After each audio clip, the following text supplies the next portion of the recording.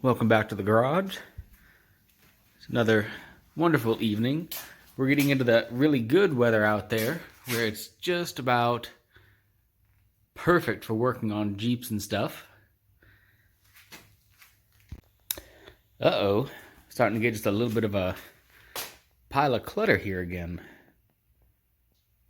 I better not have to do another one of those cleaning video time lapses. That was kind of... I'll be honest, guys. I'm starting to lose a little bit of the steam I had, just a little bit of the enthusiasm that I had, just because of this thing right here. This carburetor is the bane of my existence right now. We have disassembled, reassembled, torn it down again, rebuilt it again, probably about 5 times. It is Carter WO. That is 656 SA. It's kind of one of the latest ones that were used on these engines. Again, this is an M38 engine that was swapped in here who knows when. The problem is that, like all things, they have a time. This thing is probably 60, 70 years old. It's been used, obviously, and things are just not as tight as they should be. I'm pretty sure that there should not be that much play on that shaft. Oh, if these weren't under tension, I could show you just how much slop there is. This has been one of the things that's been driving us nuts. Let me grab a light here.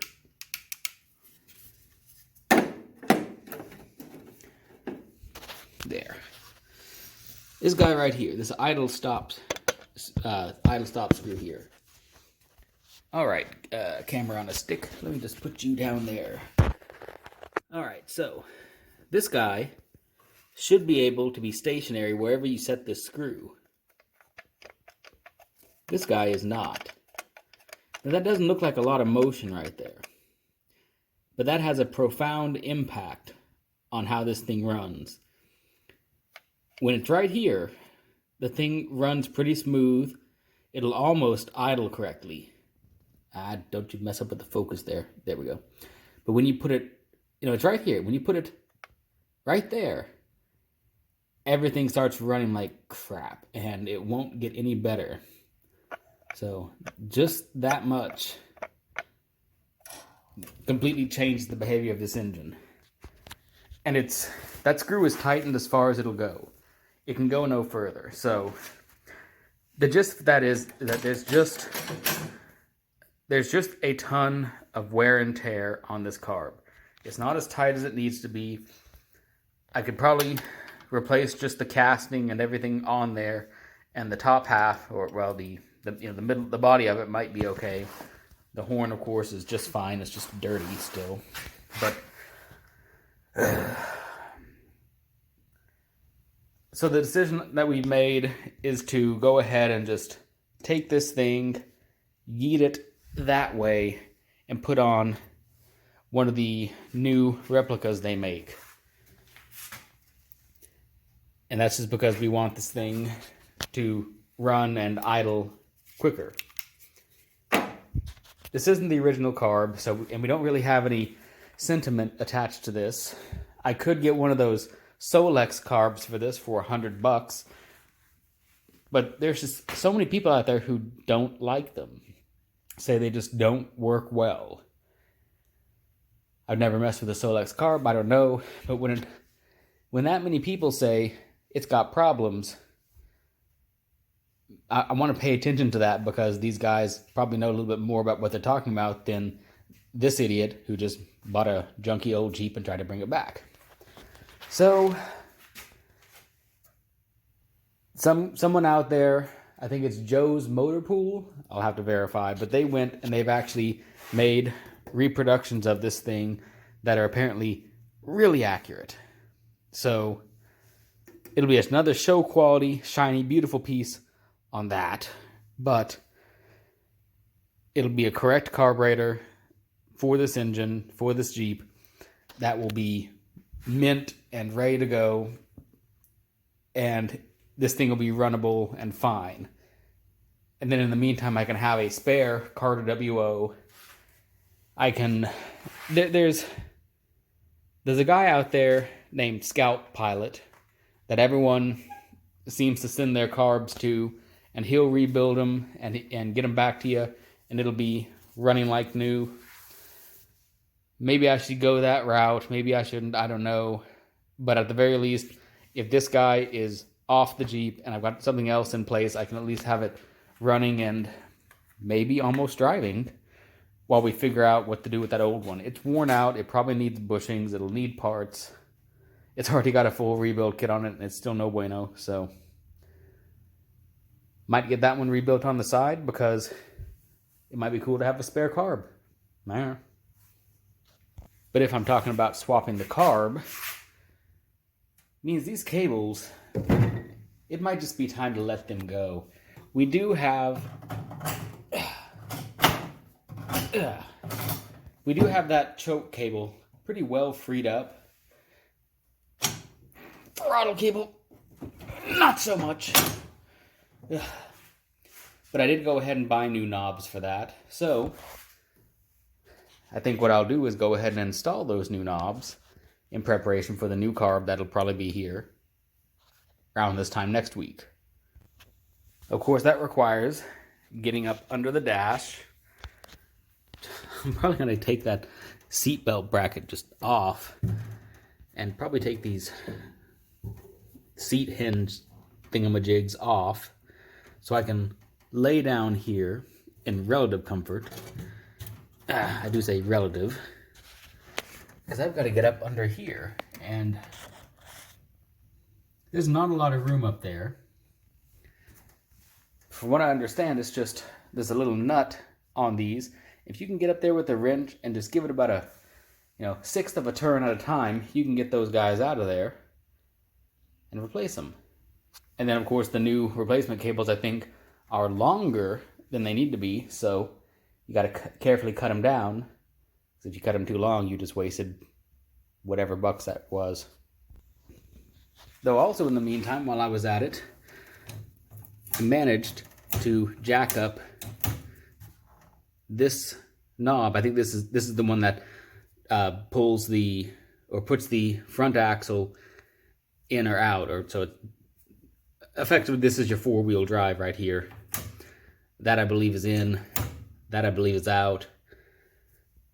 Which I would just reference this handy guide right here on the dash. Let's see, yeah. In, out, low, neutral, high. Does that actually have three? 1, 2, 1. Ooh. That's supposed to have 3 positions and it only moves in 2. I may have a problem there. I'm sure there's a reason someone put one of these handles on here. Maybe it's one of those shoot handles that are on most modern vehicles. But this thing has just been in my way. So I think it's time to go. Holy.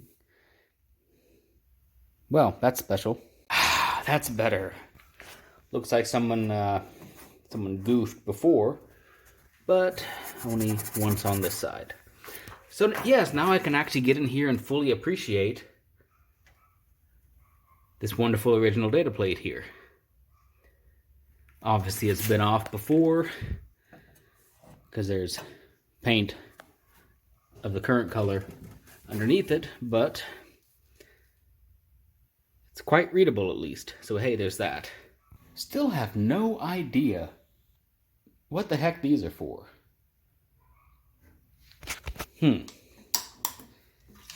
Camera on a stick.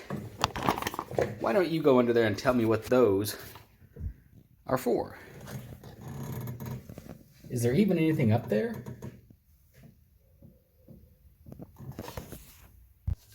Alright, cool. Thanks guys for the recon there.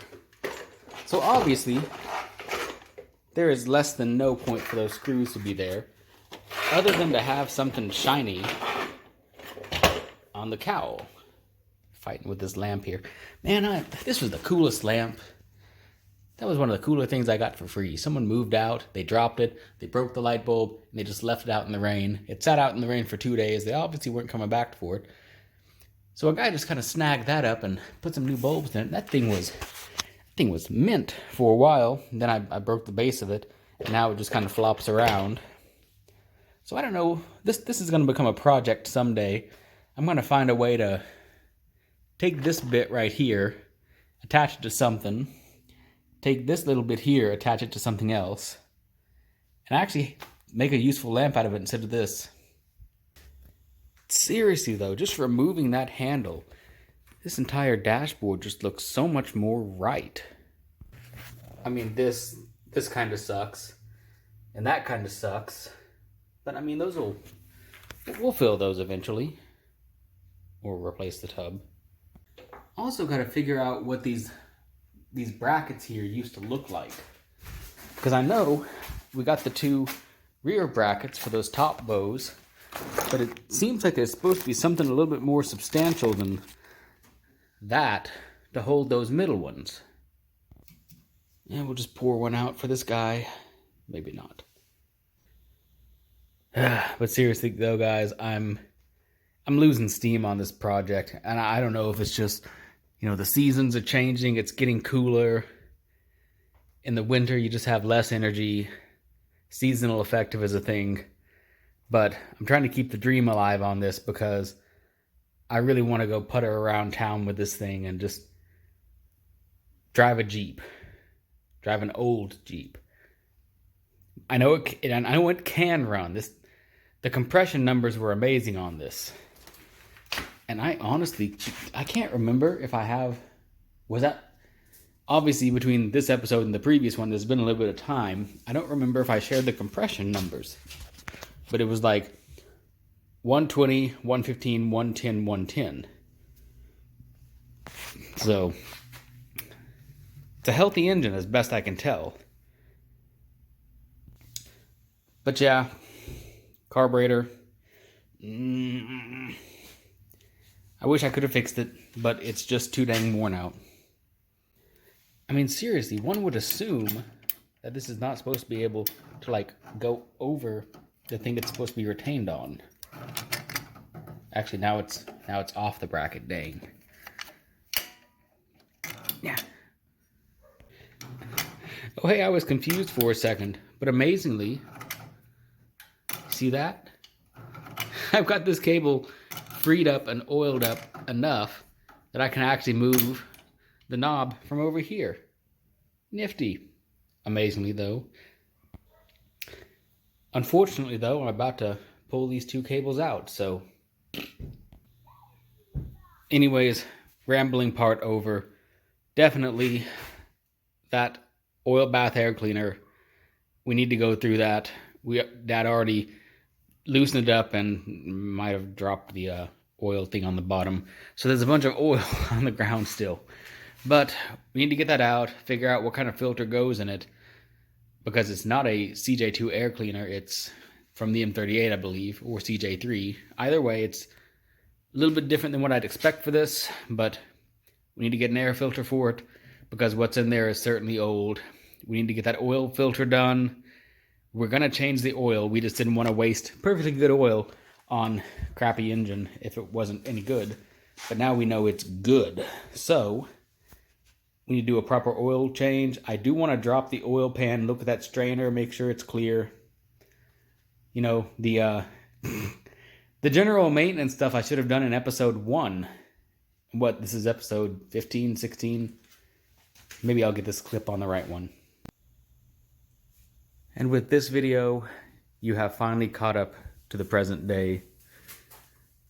Now I can stop making so many rambling, silly videos and really get down to more of the actual project, more concise things. The Jeep will run, but we're waiting on a fix for that carb. That's the big one right now. That might get delivered today, and maybe there'll be a video on it in a week or so. I still have a few of the little mundane tasks to take care of. Swapping out the throttle and choke cables. There's still little things to do, but it won't be... I think this is about the time that the format finally starts changing and I stop blogging about it and actually start doing it. So there'll be a little bit more time between videos. There'll be, a week or two waiting for parts here and there, but it'll finally become more of the highlights of the project versus here's every second of the project. But with that, thanks for hanging out in the garage on the hill.